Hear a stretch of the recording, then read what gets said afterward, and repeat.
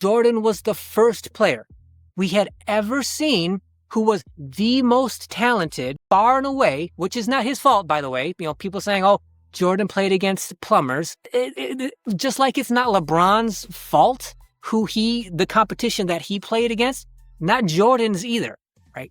Neither one's, responsible for the competition that was around in their playing days. But Michael Jordan, by far the most talented. But what we never saw before is he was the most talented, but he also worked the hardest, which you got him the dominating success that he did. His career path for greatness was like, okay, get through the 80s, get to the 90s, get Phil Jackson and Scottie Pippen, dominate the league, retire, come back, get another three-peat, still the most talented, still works the hardest, still has the most success, the most dominance for another three-peat, and then goes away again. That's Jordan's greatness. I just happen to prefer that because I was the same kind of, my career on the basketball court, even though it was only ever recreational, took that same kind of path.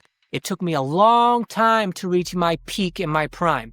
But by the time I got there, because I went so hard when I got to my peak in my prime, it was very short-lived, and then I fell off because I drove my body into the ground. So because I did it that way, I relate to Michael Jordan because his whole philosophy, when we're in the 90s and there's no internet and all we can do is read and watch on TV, the information that why Michael Jordan is as good as he is, and the main piece of information is he outworks everybody. He's the hardest practicer.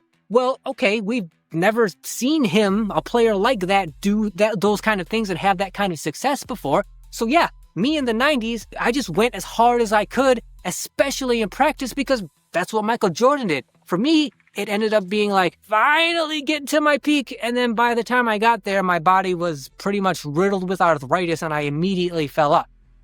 With LeBron, he's the opposite, right? He was great out of high school, one of the highest impact players in the NBA the day he stepped in, and his game only elevated and stayed that way throughout his career.